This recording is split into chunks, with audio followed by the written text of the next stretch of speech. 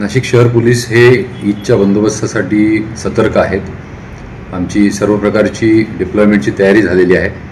यावेळेला आम्ही 24 ठिकाणी नाकाबंदी केलेल्या होत्या। कोम्बिंग ऑपरेशन्स जसे आपण बघत असाल ते आमचे चालू आहेत। स्टॉप अँड सर्च ऑपरेशन्स चालू आहेत। जे रेकॉर्डवरचे गुन्हेगार आहेत तर त्यांच्यावरही प्रतिबंधक कारवाई करण्यात आलेली आहे। साधारण 240 रेकॉर्डवरच्या आरोपींवर प्रतिबंधक कारवाई करण्यात आलेली आहे। त्याचबरोबर आमच्याकडे स्टेट रिझर्व्ह पोलीस फोर्सची एक कंपनी आलेली आहे। 700 होमगार्ड्स आमच्याकडे आलेले आहेत आणि शहराच्या विविध ठिकाणी जे सेन्सिटिव्ह एरियाज आहेत तर त्या सर्व ठिकाणी बंदोबस्त अलर्ट आहे। उद्या नाशिक पोलिसांतर्फे साधारण 1500 अधिकारी अंमलदार नाशिक पोलीसचे, त्याचबरोबर एक कंपनी स्टेट रिझर्व्ह पोलीस फोर्सची आणि 700 होमगार्ड हे बंदोबस्तासाठी तैनात असणार आहे। त्याचबरोबर आमचे व्हॉलंटियर्स, आमचे आईज अँड इयर्स असे सर्व प्रकारे शांतता कमिटीचे मेंबर्स हे सर्व आम्हाला या बंदोबस्तात मदत करणार। एनसीएन न्यूजसाठी रोहन दानी, नाशिक।